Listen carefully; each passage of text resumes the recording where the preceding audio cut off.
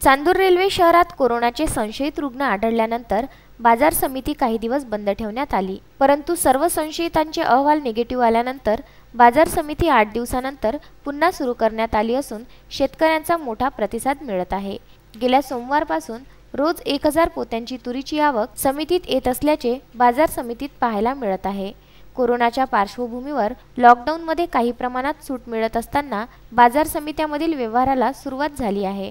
मागील महिन्यात तुरळक आवक असताना मे महिन्यात बाजार समितीमधील सर्वच मालाची आवक वाढली आहे।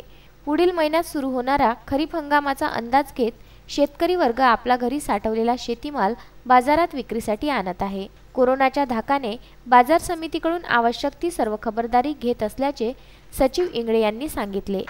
आपल्या इथे शेतकऱ्यांनी सकाळी 7 ते 9 पर्यंत शेतमाल आपला विक्री करता आणावा।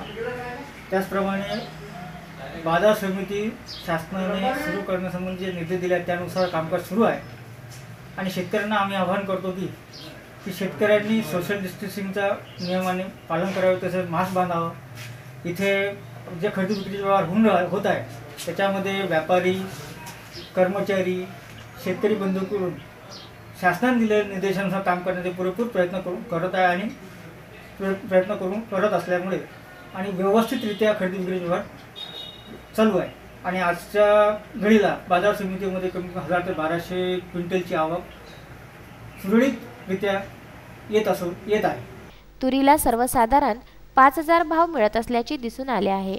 असे असले तरी बाजार समितीत शेतीमाल खरेदी करणारे व्यापारी संख्या कमी असल्याने 2 किंवा 3 व्यापाऱ्यांमध्येच लिलाव होताना दिसून येत आहे। बाजार समितीत सकाळी 11 पर्यंतच माल घेत असल्याने शेतकरी वर्ग सकाळीच आपला शेतमाल घेऊन येत आहे। तर बाजार समितीच्या आवारात सोशल डिस्टन्सचे पालन करण्यासाठी काम असणाऱ्या मोजक्या शेतकऱ्यांना प्रवेश दिला जात असल्याचेही सचिव इंगळे यांनी सांगितले। बंडू आठवले व राजू शिवनकर, विदर्भ न्यूज, चांदूर रेल्वे।